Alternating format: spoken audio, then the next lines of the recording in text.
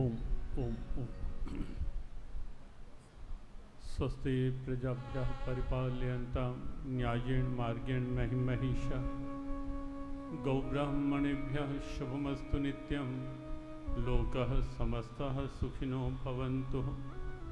त्वमादिदेवः पुरुषः पुराणस्य त्वमस्य विश्वस्य परं निधानं वेत्तासि वेद्यं च परं च धाम त्वया ततं विश्वमनन्तरूपः वायुर्यमोऽग्निर्वरुणः शशाङ्कः प्रजापतिस्त्वं प्रपितामहश्च नमो नमस्तेऽस्तु सहस्रकृत्वा पुनश्च भूयोऽपि नमो नमस्ते।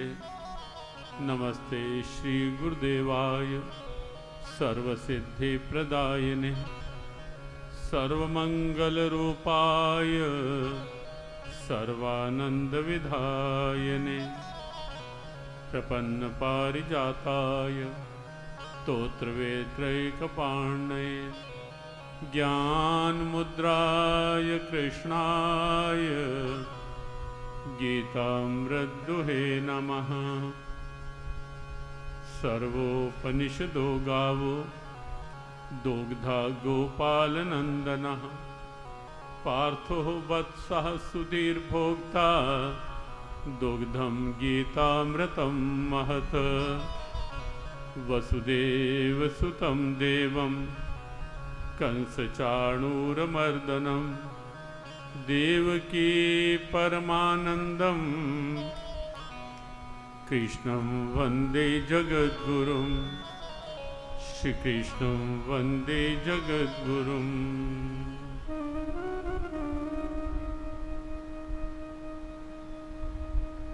ओम नमो भगवते वासुदेवाय ओम नमो भगवते वासुदेवाय ओम नमो भगवते वासुदेवाय ओम नमो भगवते वासुदेवाय ओम नमो भगवते वासुदेवाय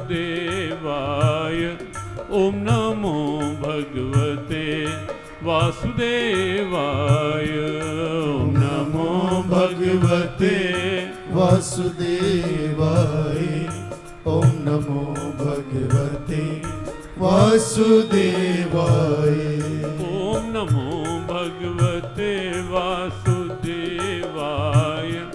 ओम नमो भगवते वासुदेवाय ओम नमो भगवते वासुदेवाय ओम नमो भगवते वासुदेवाय।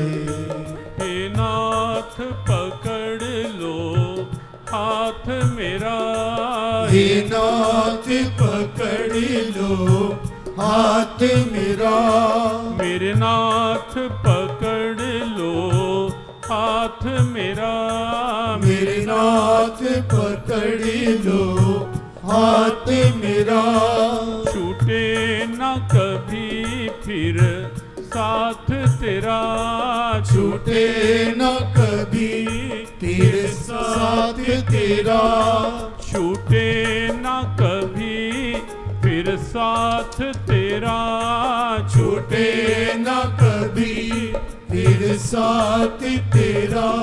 सुमिरन मैं करूं दिन रात तेरा सुमिरन मैं करूं दिन रात तेरा।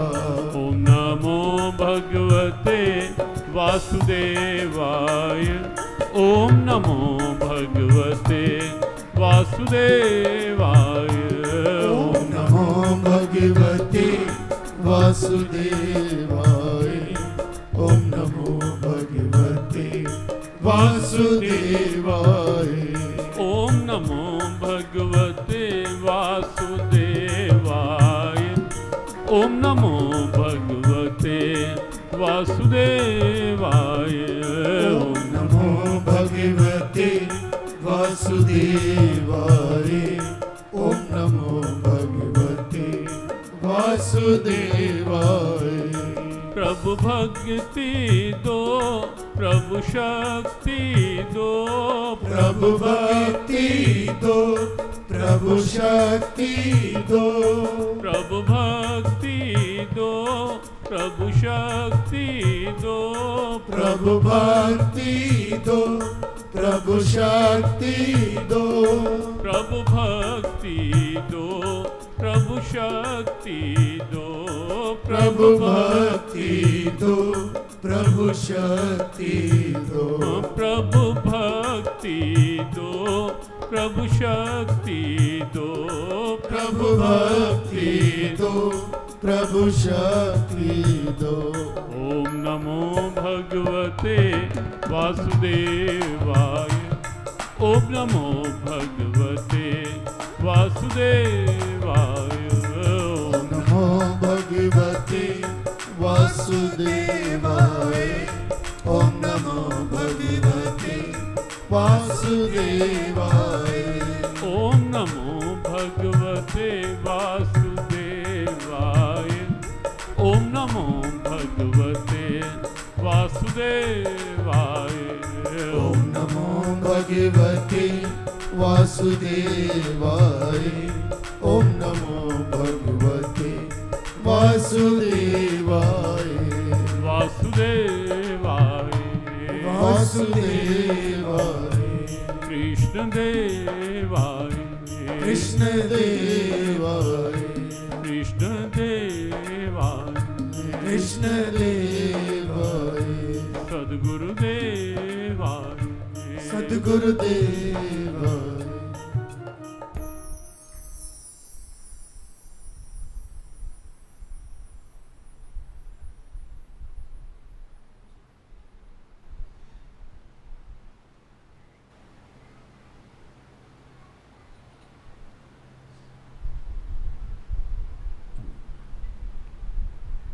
शिदा।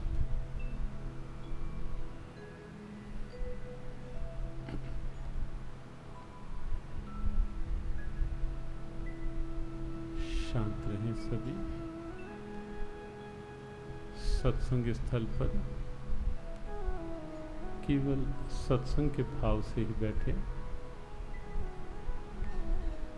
आपस में बात नहीं, और सत्संग स्थल में मोबाइल का प्रयोग बिल्कुल भी नहीं। सभी इस बात को ध्यान में रखें। अपना ध्यान केवल और केवल सत्संग में। इस समय हम केवल भगवत भाव के लिए यहाँ आए हैं। ऐसा अंदर की जिज्ञासा, अंदर का भाव बनाकर सत्संग में बैठेंगे तो ही सत्संग का लाभ ठीक ढंग से ले पाएंगे। प्रार्थना के वाक्य। मेरे नाथ, मैं आपको भूलूं नहीं। मेरे नाथ, मैं आपसे दूर ना रहूं, आप मुझसे दूर ना रहें। मेरे नाथ, आप अपनी कृपा सदा सब पर बनाए रखें।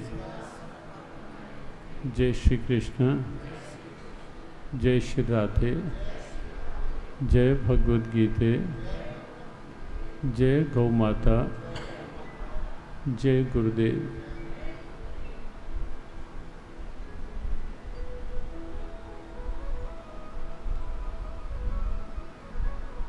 आराध्य चरणों में नमन, गुरु चरणों में नमन।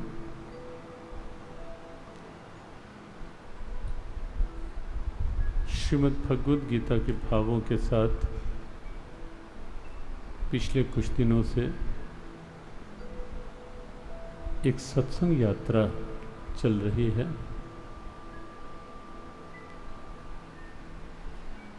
आज का यह भाव पड़ाव श्री धाम वृंदावन से सीधा हरियाणा की इस ऐतिहासिक नगरी, जो नगरी या जो क्षेत्र पूरा महाभारत युद्ध का भी कहीं न कहीं किसी न किसी रूप में साक्षी रहा है।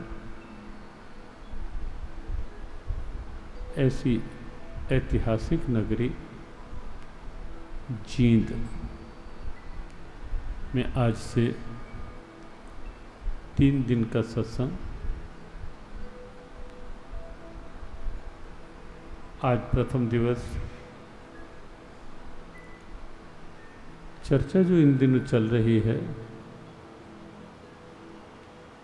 और जहाँ कल चर्चा ने विश्राम लिया था कि श्रीमद् भगवद गीता, जहाँ एक और परम विद्वानों के लिए भी अपनी विद्वत्ता को सीधा सीधा उस परम तत्व के साथ जोड़ने में सहायक है, वहीं श्रीमद् भगवद गीता कोई बिल्कुल निरक्षर भी क्यों ना हो, कुछ भी साधन ना हो, पढ़ना लिखना भी ना आता हो, भगवद गीता उसके लिए भी बहुत महत्वपूर्ण भूमिका निभाने वाला ग्रंथ है।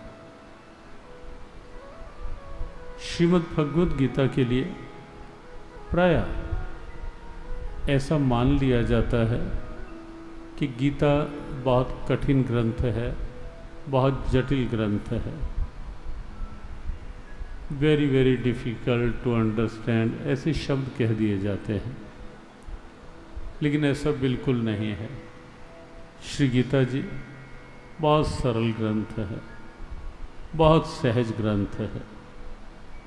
भगवान श्री कृष्ण ने आज से लगभग 5157 वर्ष पूर्व कुरुक्षेत्र की धर्मभूमि में महाभारत युद्ध के वातावरण में जो उपदेश दिया, उस उपदेश का महाभारत के वातावरण में देने का कारण ही मुख्य यही था कि सबको ये लगने लगे कि जब जब भी जीवन में कहीं कोई संघर्ष की स्थिति बनती है, कहीं कोई इस प्रकार के वातावरण बनते हैं जहाँ जीवन दुविधाओं में अपने आप को उलझा हुआ पाता है, जहाँ जीवन कई बार अपने आप को कुछ निराशाओं में घिरा हुआ और चिंताओं में गिरा हुआ सा पाता है।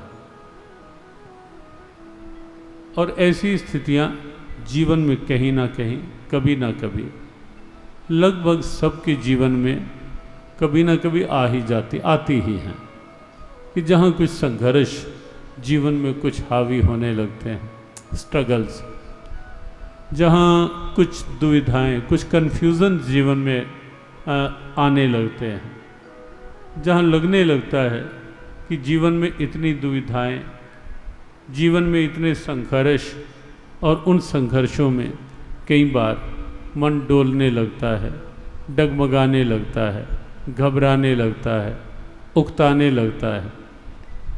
भगवान कृष्ण ने इसीलिए भगवद गीता के उपदेश के लिए महाभारत का वातावरण चुना। विश्व को यह संदेश दिया कि कितना भी कलह का वातावरण हो, क्लेश का वातावरण हो, कितना भी अशांति का वातावरण हो, कितना भी तनाव, दबाव और दुर्भाव का वातावरण हो, भगवद गीता का उपदेश उस दुर्भाव में से भी कोई ना कोई सद्भावना का रास्ता बनाने की प्रेरणा बन सकता है। भगवद गीता का संदेश तनाव और दबाव, टेंशन और स्ट्रेस की स्थिति में भी कहीं ना कहीं शांति का उद्घोष बन सकता है। भगवद गीता का उपदेश संघर्षों में भी बिना उकताए, बिना घबराए, बिना लड़खड़ाए कर्तव्य पथ पर आगे बढ़ते रहने के लिए प्रेरित करता रह सकता है, करता है निश्चित रूप से। सामान्य रूप से ये होता है कि जीवन कई बार लड़खड़ाने सा लगता है जब कोई बात अपने अनुकूल नहीं होती। परिवार में, व्यापार में, व्यवहार में, संसार में, कहीं किसी आपस के रिश्तेदारी में जब ऐसा लगने लगता है कि कुछ दुविधाएं क्रिएट हो जाती हैं, कुछ दुविधाएं समस्याओं का रूप लेने लगती हैं, जब कई बार जीवन में ऐसा होता है कि स्ट्रगल्स ऐसा रूप ले लेते हैं, जब मन पूरी तरह से कुछ अशांत ही नहीं, कुछ डिप्रेशन की स्टेज में जाना प्रारंभ हो जाता है, ऐसी स्थिति में बहुत बड़ा संबल है भगवत गीता, बहुत बड़ा सहारा है भगवत गीता। और यही कारण है कि पूरे विश्व को भगवान कृष्ण ने चौंकाया, पूरे विश्व के चिंतकों को चौंकाया, स्तब्ध किया, युद्ध की भूमि में गीता उपदेश देकर। आज तक भी विश्व के बहुत से चिंतक, बहुत से स्कॉलर्स इस बात के लिए बहुत हैरान होते हैं, बहुत गंभीर चिंतन में चले जाते हैं कि युद्ध की भूमि, संघर्षों का वातावरण, और वहाँ सुनाया जा रहा है गीता का ज्ञान। यह है भारत की पहचान, यह है भारत की दिव्यता, यह है भारत का एक अलौकिक दिव्य स्वरूप। और वास्तव में यदि हम थोड़ा पीछे मुड़कर देखें, क्योंकि यह क्षेत्र भी कहीं ना कहीं महाभारत के उन संघर्षों का साक्षी रहा है। जींद जिला में भी कुछ ऐसे स्थान हैं जब कुरुक्षेत्र में एक विषय आया अभी हाल ही में कुछ वर्ष पहले कि महाभारत युद्ध भूमि के 48 कोस के जो क्षेत्र हैं, जहाँ जहाँ महाभारत के युद्ध के, महाभारत युद्धकालीन कुछ अवशेष अभी भी शेष हैं, कुछ ऐसी स्थितियां हैं, तो वहाँ जींद जिला में भी कुछ स्थान, संभवतः 4-5 स्थान जींद जिला में भी आए, जहाँ आज भी महाभारत युद्ध भूमि के कुछ अवशेष शेष हैं। और इसीलिए यह संकेत कि यह क्षेत्र भी कहीं ना कहीं महाभारत की उन घटनाओं में कहीं ना कहीं साक्षी रहा है, कहीं ना कहीं साथ रहा है। और इसीलिए हम कुछ क्षण यदि चलें अपने मन के साथ, भावों में, उस वातावरण में, जबकि अर्जुन पूरी तरह दुविधा में था, अशांत था, परेशान था, बिल्कुल चिंताओं में ही नहीं, विषाद में गहरा उतरता चला जा रहा था, और यहाँ तक निश्चित कर चुका था कि अब मेरे से कुछ नहीं होता कृष्ण, मैं अपना गांडीव छोड़ रहा हूं। और निराश होकर जब अर्जुन रथ के पिछले भाग में बैठ गया था, भगवान श्री कृष्ण को लगा कि ये भूमिका, ये स्थिति कि इस समय केवल इस अर्जुन की नहीं है, ये स्थिति तो कहीं ना कहीं भविष्य में किसी के साथ भी हो सकती है, कहीं भी हो सकती है, कभी भी हो सकती है कि मन जब हार जाता है, मन जब टूट जाता है, तो कुछ करने का मन होता ही नहीं, लगता है किसके लिए करें, क्यों करें, क्या करें। और ऐसी स्थिति में समझाए कौन, सहारा कौन दे, फिर से गिरे हुए मन को उठाने का काम कौन करे, फिर से अशांत मन को शांत करने की ओर कौन प्रेरणा दे। भगवान कृष्ण ने अर्जुन की उस नब्ज को देखते हुए और अर्जुन के साथ साथ भविष्य की नब्ज को देखते हुए गीता का उपदेश दिया। बहुत सीधा उपदेश, जीवन के हर व्यवहार से जुड़ा हुआ उपदेश, जीवन की हर परिस्थिति से जुड़ा हुआ उपदेश। और अब इसीलिए एक बात बार बार कहते हैं कि जिसको भी ऐसा जीवन चाहिए कि निराशाओं में जीवन घिर के ना रह जाए, चिंताओं में पूरी तरह गिर के ना रह जाए जीवन, बिल्कुल हम लड़खड़ाया जीवन ही ना जीते रह जाएं। जिसको ऐसा लगता है कि नहीं, मुझे घबराया घबराया जीवन नहीं जीना, मुझे अशांति से भरा हुआ जीवन नहीं जीना, मुझे शांत चित्त होकर जीना है, मुझे प्रसन्नता वाला जीवन जीना है, मुझे उल्लास वाला जीवन जीना है, मुझे उत्साह वाला जीवन जीना है। जिसको भी ऐसा लगे उसके लिए बड़ा सीधा साधन है, आओ भगवत गीता की शरण में आओ। महात्मा गांधी ने यही कहा था कि मेरे जीवन में जब जब कोई निराशा आती है मैं तब तब भगवत गीता की शरण लेता हूँ, और भगवत गीता उसी समय जब मैं गीता का कोई पृष्ठ खोलता हूँ, भगवत गीता मेरी निराशाओं का समाधान बन करके आती है। मुझे मेरी निराशाओं का समाधान गीता से मिल जाता है, और बिल्कुल सच्चाई है। यदि आप गीता को इस रूप में अपने जीवन में साथ रखेंगे ना, आपको लगेगा कि जब जब भी कभी मन घबराने लगेगा, आप भगवत गीता को लो, खोलो, प्रणाम करो, और कोई भी श्लोक देखो, आपको लगेगा कि भगवत गीता और गीता के कृष्ण जैसे आपके गिरे हुए मन को उठा रहे हैं। देखो, अच्छे भले मन को गिराना तो संसार में बहुत आप देखते हैं। अच्छे भले मन को गिरा देना, डाउन कर देना, शांत मन को अशांत कर देना, संसार में ऐसी बहुत सी स्थितियां भी आप देखेंगे, बहुत से संपर्क में आने वाले लोग भी देखेंगे जो शांत मन को अशांत कर देंगे। कहीं ना कहीं घटनाएं भी कोई ऐसी हो जाती हैं, अच्छा भला शांत मन, कान में कोई बात पड़ी, एकदम अशांत हो गया। तो संसार में ऐसा बहुत कुछ मिल सकता है, मिल जाएगा जो शांत मन को अशांत कर देता है, लेकिन अशांत मन को शांत करे वो है भगवत गीता, वो है गीता का उपदेश, वो है गीता का संदेश। और इसीलिए यह समझते हुए कि ये जीवन अशांति के लिए नहीं मिला, ये जीवन तनाव में जीने के लिए नहीं मिला, ये मनुष्य जीवन है। ये हम सबको ध्यान रहना चाहिए, सब ध्यान रखें, ये दुर्लभ अवसर है।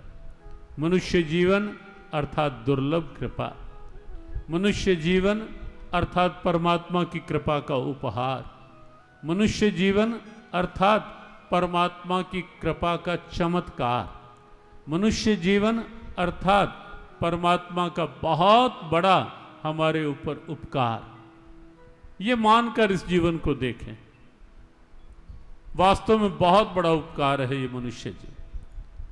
हम एक दिन कह रहे थे, कितने ही प्राणी हैं, कितने प्राणी हैं, लेकिन किसी के पास विवेक है क्या? अच्छे बुरे की पहचान कर पाए कोई प्राणी आपको दिखेगा क्या मनुष्य के अलावा, आपके अलावा?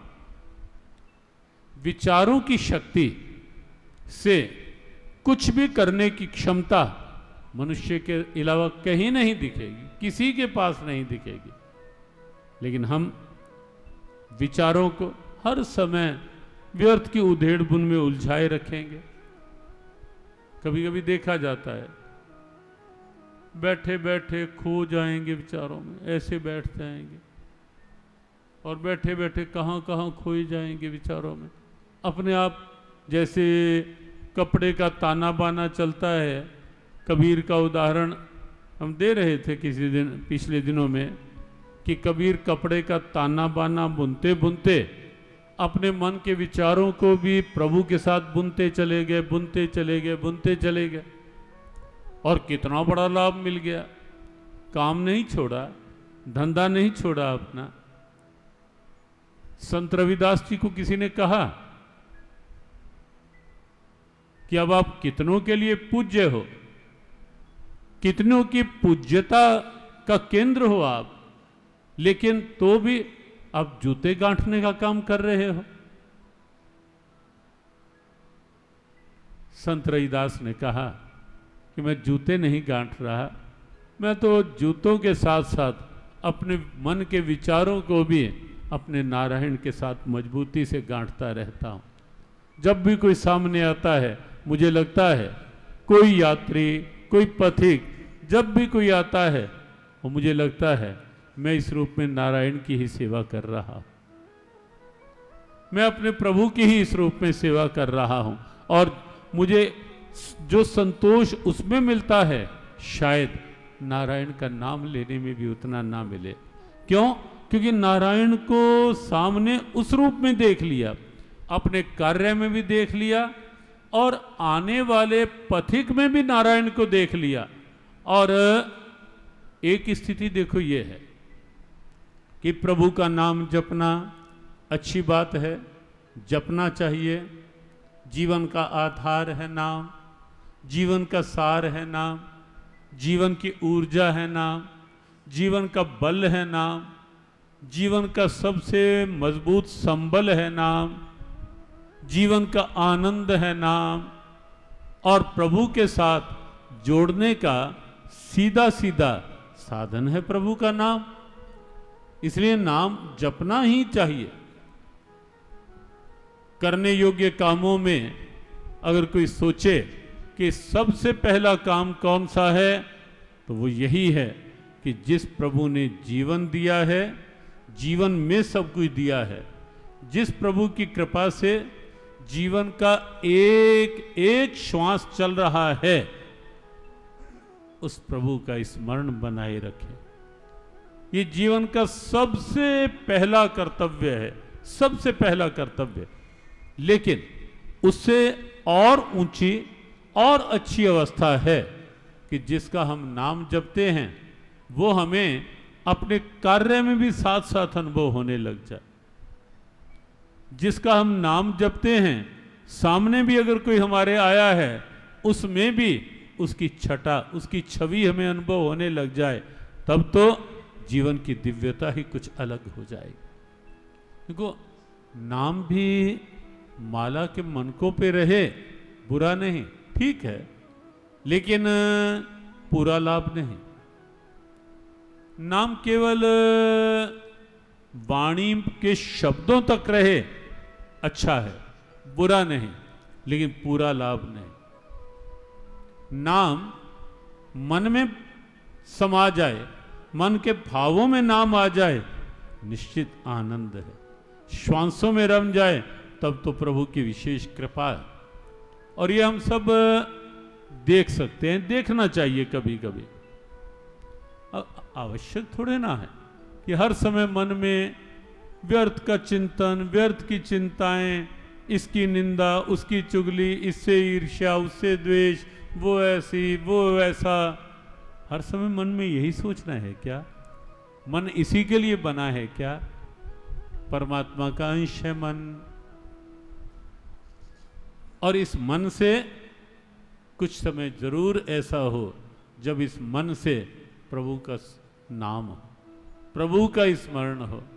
जब ये मन केवल और केवल मन तुझ में लगे, तेरा नाम जपे, मन तुझ में लगे, तेरा नाम जपे, मन तुझ में लगे, तेरा नाम जपे, मन तुझ में लगे, तेरा नाम जपे, ओ मन तुझ में लगे, तेरा नाम जपे, मन तुझ में लगे, तेरा नाम जपे, मन तुझ में लगे, तेरा नाम जपे, मन तुझ में लगे, तेरा नाम जपे, ओ मन तुझ में लगे, तेरा नाम जपे, मन तुझ में लगे, तेरा नाम जपे, गोविंद हरे गोपाल हरे गोविंद हरे गोपाल हरे, गोविंद हरे गोपाल हरे गोविंद हरे गोपाल हरे, गोविंद हरे गोपाल हरे, गोविंद हरे गोपाल हरे, गोविंद हरे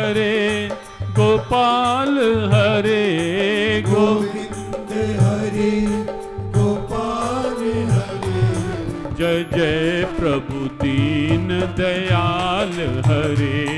जय जय प्रभु दीन दयाल हरे। जय जय प्रभु दीन दयाल हरे। जय जय प्रभु दीन दयाल हरे। गोविंद हरे गोपाल हरे।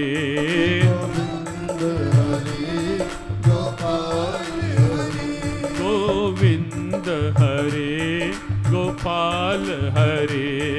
गोविंद हरे गोपाल हरे। गोविंद हरे गोपाल हरे।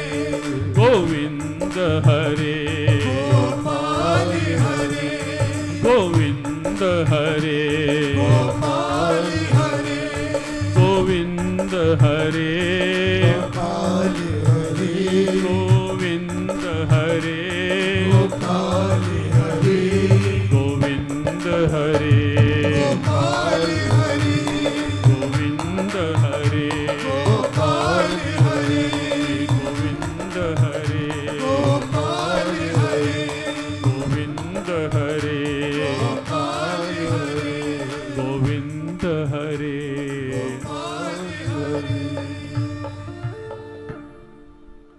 मन तुझ में लगे तेरा नाम जपे। मन तुझ में लगे तेरा नाम जपे।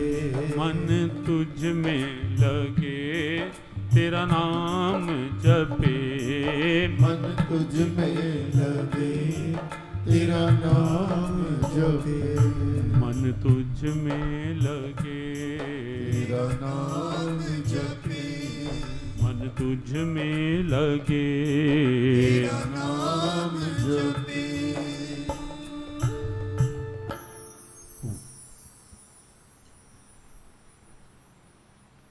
एक व्यवहारिक सा प्रयोग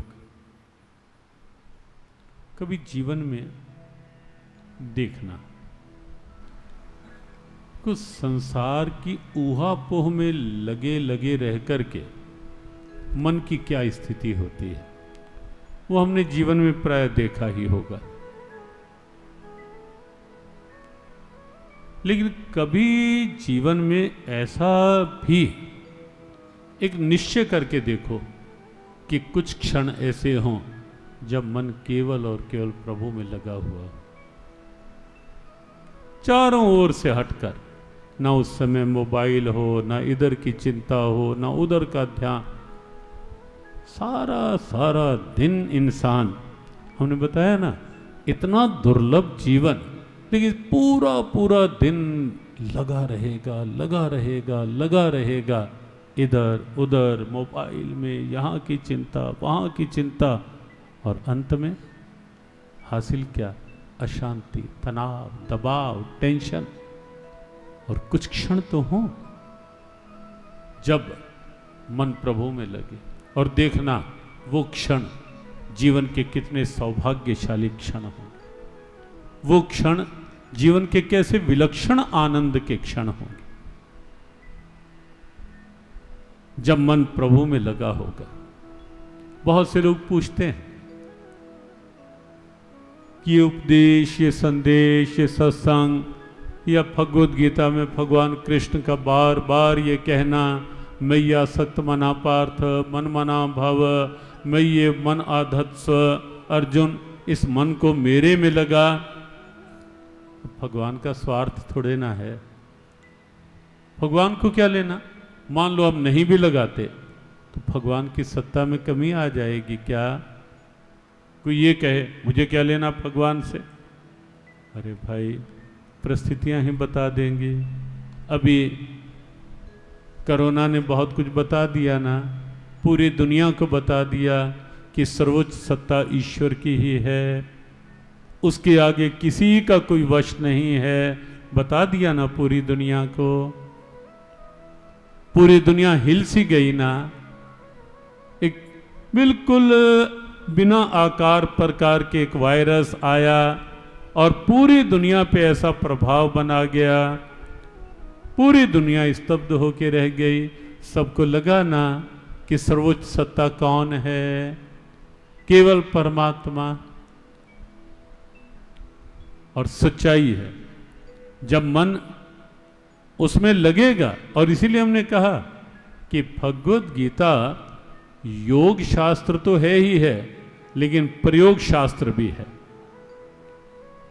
योग तो हर अध्याय के नाम के साथ आपको योग शब्द मिलेगा, हर अध्याय के नाम के साथ, और प्रत्येक अध्याय के समापन पर गीता में इति श्रीमद् भगवद गीता सोपनिषत्सु ब्रह्म विद्याय नाम योग शास्त्रे ब्रह्म विद्यायाम योग शास्त्रे श्री कृष्ण अर्जुन संवादे अर्जुन विषाद योगो नाम प्रथमो अध्याय। योग शास्त्र, लेकिन योग शास्त्र है गीता, लेकिन यह भी निश्चित है कि गीता प्रयोग शास्त्र है। इसे प्रयोग में ला करके देखें। और उसमें एक छोटी सी बात आपको आज कही, मन को कुछ क्षण शांति से प्रभु में एकाग्र करें। और एक बात और देखें, विचारें, अपने आप से पूछें कि शांति पाने के लिए इंसान कितना कुछ करता है, कितनी मेहनत करता है, कितना खर्च करता है शांति पाने के लिए, लेकिन कौन है जो दावे से ये कह सके कि संसार से मुझे पूर्ण शांति मिल गई? एक भी उदाहरण नहीं। संसार तो एक झूला है। ये सावन में झूले चलते हैं ना, संसार तो एक झूला है, और झूला भी कौन सा ऐसे वाला नहीं, ऊपर नीचे वाला। कभी मन बहुत प्रसन्न होगा तो ऊंचा, कभी बिल्कुल परेशान होगा तो ऐसा लगेगा बस जैसे। और ये चक्र चलता रहता है संसार में। लेकिन भगवद गीता के इस भाव को आजमाते हुए कुछ क्षण रोज शांति से बैठें और मन को प्रभु में लगाएं और देखें कि गीता के कृष्ण ने क्यों कहा, क्या उनका स्वार्थ या मेरा लाभ? निश्चित आपको लगेगा कि जीव मात्र का लाभ, प्राणी मात्र का लाभ, और जो शांति बहुत कुछ करके, बहुत खर्च करके भी नहीं मिलती, अशांति ही हाथ लगती है, स्वाभाविक शांति, न कुछ खर्च, न कुछ मेहनत, कुछ भी नहीं, केवल शांत बैठकर कुछ क्षण मन को जोड़ना है प्रभु से। अर्जुन जब तक मन को भगवान में जोड़े हुए था, बिल्कुल प्रसन्न था, कोई तनाव नहीं, कोई चिंता नहीं, कुछ भी नहीं। कितनी विपरीत परिस्थितियां आई अर्जुन के जीवन में। दो बार 12 वर्ष का वनवास अर्जुन के जीवन में हुआ। एक बार तो सब पांडव और एक बार अकेला अर्जुन 12 वर्ष के वनवास में। और वनवास में जो स्थितियां हुई उससे कोई अपरिचित नहीं है। कितनी परिस्थितियां विपरीत बनी, कितनी परिस्थितियां विपरीत बनी, लेकिन उन विपरीत परिस्थितियों में भी अर्जुन का मूल मंत्र एक ही रहा कि कृष्ण मेरे साथी हैं, कृष्ण मेरे सारथी, कृष्ण मेरे साथ हैं। हर स्थिति में, चाहे खुशियां हो या गम, मेरे साथ तू ही हरदम। चाहे खुशियां हो या गम, मेरे साथ तू ही हरदम। चाहे खुशियां हो या गम, मेरे साथ तू ही हरदम। चाहे खुशियां हो या गम, मेरे साथ तू ही हरदम। मेरी सारी खुशियां तू, आंसुओं की धारा तू। मेरी सारी खुशियां तू, आंसुओं की धारा तू। मेरी सारी खुशियां तू, आंसुओं की धारा तू। मेरी सारी खुशियां तू, आंसुओं की धारा तू। जीवन का एक बहुत बड़ा सूत्र है यह, जीवन को अच्छे से जीने का। खुशियों के पल आए तो भी अपने कन्हैया को, अपने प्रभु को अपनी हर खुशी में बराबर का पार्टनर बनाओ, भागीदार बनाओ, साथी बनाओ।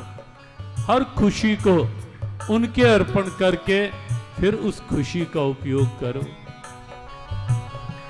खुशियों में अहंकार को न जगने दो। बहुत सी अनुकूलताएं मिल जाएं, अहंकार न जगे, ये ध्यान रखो। और कहीं प्रतिकूलताएं हैं तो मन कर्तव्य से न भगे, निराशा में न गिर जाए, सावधान रहो। हर निराशा को प्रभु के साथ जोड़ो, हर आशा को प्रभु के साथ जोड़ो। जीवन का वास्तविक लाभ, जीवन का वास्तविक आनंद और भगवत गीता का समत्वम योग उच्यते का सूत्र, मन की बैलेंस्ड स्टेज, मन की शांत सम अवस्था, और उसी की प्रेरणा इस भजन पंक्ति में।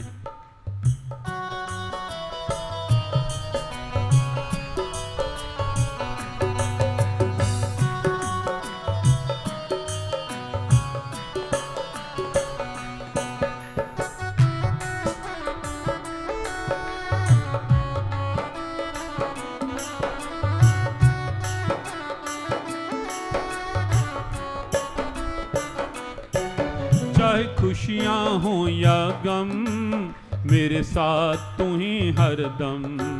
चाहे खुशियाँ हो या गम, मेरे साथ तू ही हरदम। मेरी सारी खुशियाँ तू, आंसुअन की धारा तू।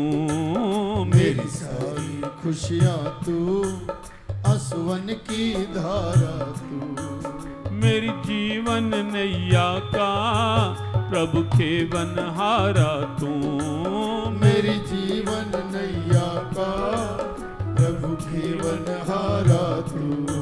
मेरी जीवन नैया का प्रभु खेवनहारा तू। मेरी जीवन नैया का प्रभु खेवनहारा तू। मेरा सच्चा साथी तू, मेरा एक सहारा तू। मेरा सच्चा साथी तू, मेरा एक सहारा तू। मेरा सच्चा साथी तू, मेरा एक सहारा तू। मेरा सच्चा साथी तू, मेरा एक सहारा तू। मेरे हृदय की आवाज, मेरे होठों की फरियाद। मेरे हृदय की आवाज, मेरे होठों की फरियाद। मेरे हृदय की आवाज, मेरे होठों की फरियाद। मेरे हृदय की आवाज, मेरे होठों की फरियाद। मेरा रोम रोम कर याद,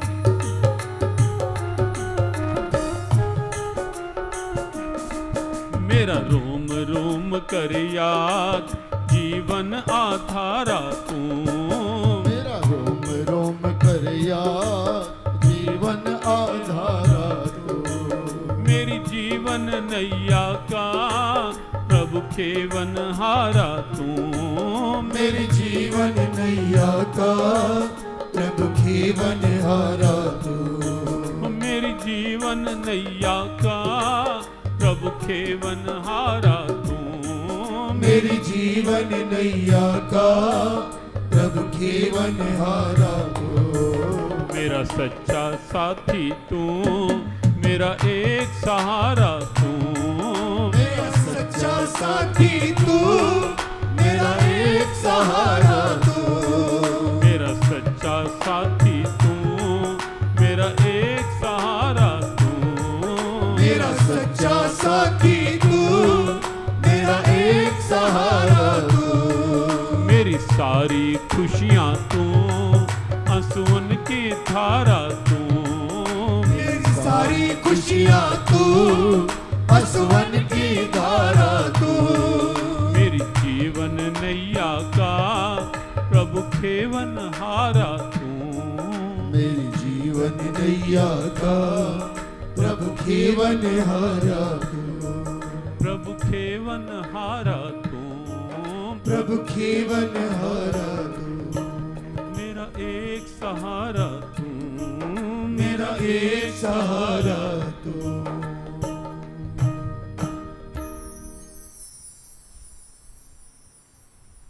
बात चल रही थी कि वनवास काल के इतने कठोर कष्ट, इतनी प्रतिकूलताएं, लेकिन अर्जुन घबराया नहीं कभी। कृष्ण साथ हैं मेरे, मैं कहीं भी अकेला नहीं, कभी भी अकेला नहीं। समय का अच्छा सदुपयोग किया अर्जुन ने, उस समय को एक अपॉर्चुनिटी का रूप दिया, उस विपरीत समय को भी एक अवसर बनाया और अर्जुन ने तप किया। कितने देवों से कितने कितने दुर्लभ शस्त्र अर्जुन ने उन दिनों में प्राप्त कर लिए उस वनवास काल। को दो पक्ष होते हैं जीवन के, एक तो कोई विपरीत परिस्थिति बनी, मन घबरा गया, लड़खड़ा गया, गिर गया, और एक ये कि किसी विपरीतता को भी एक अच्छा अवसर बना करके मन ने कुछ और नया ढूंढ लिया, कुछ और नया कर लिया। ये भी कोविड में लॉकडाउन का समय था।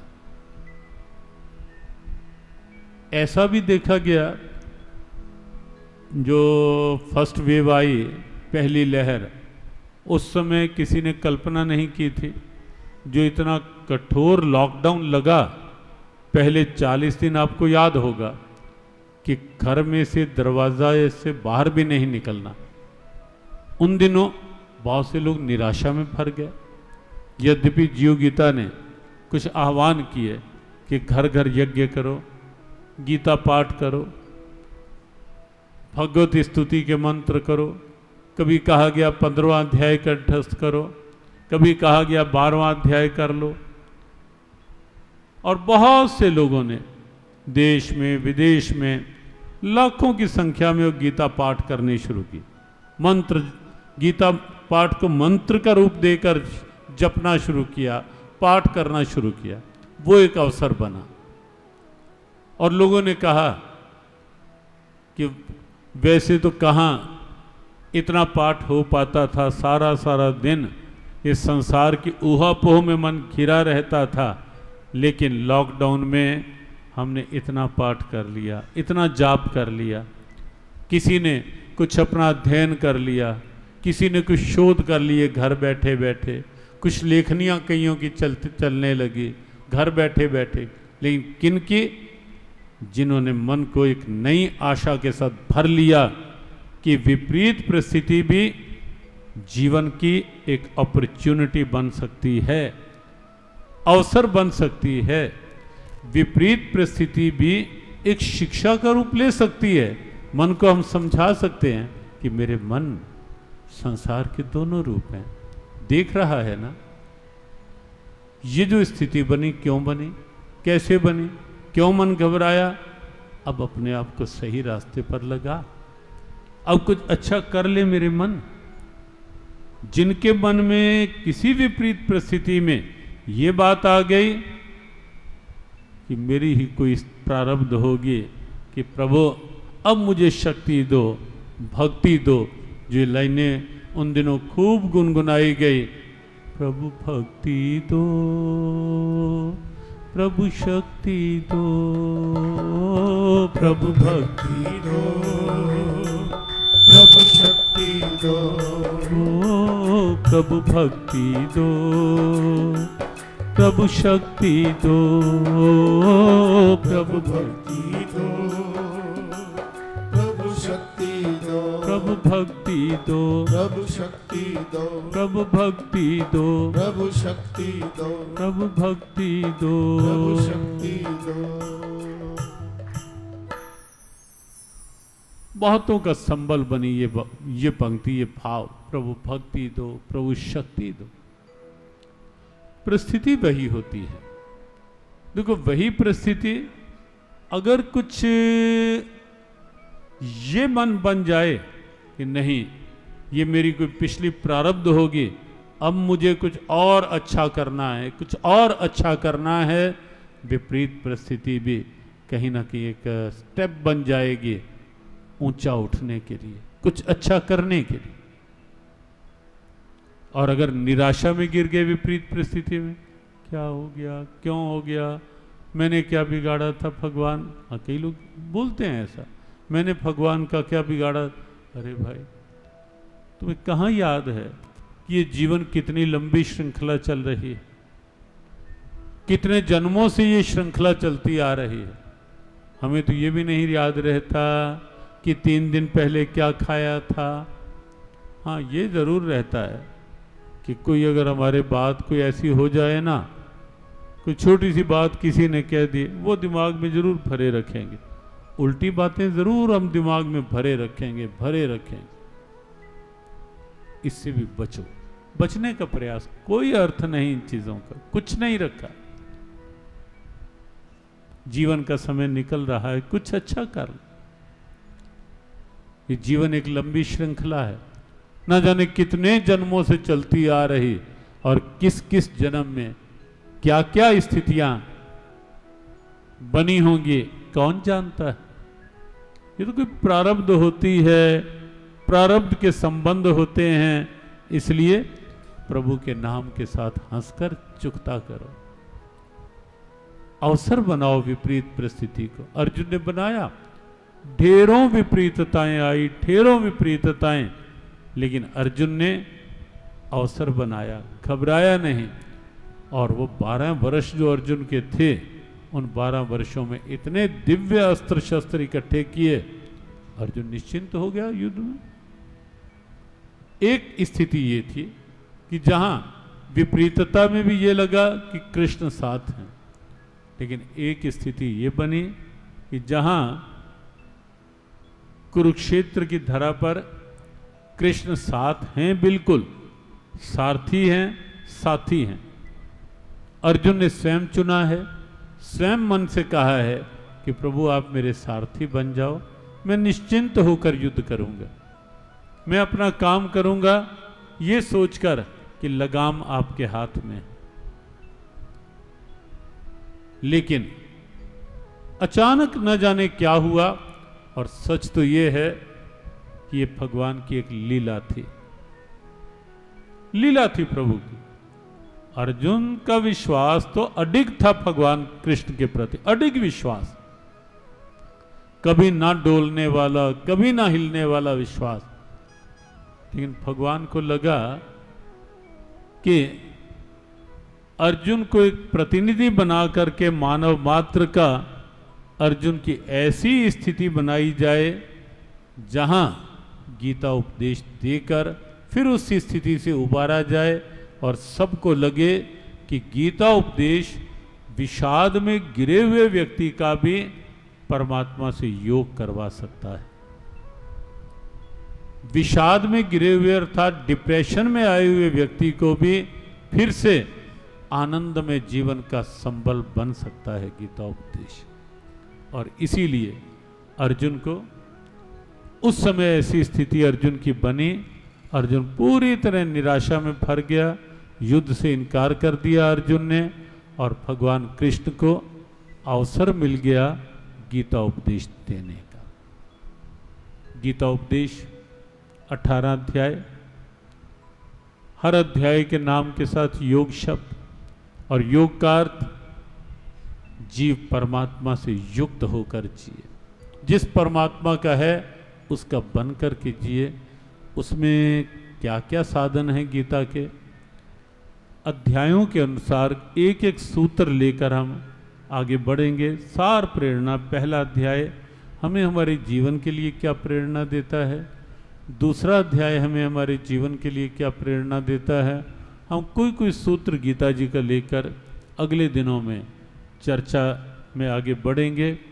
आज जींद की इस ऐतिहासिक नगरी में प्रथम दिन, और कुछ सांकेतिक भाव आज प्रारंभ किए गए।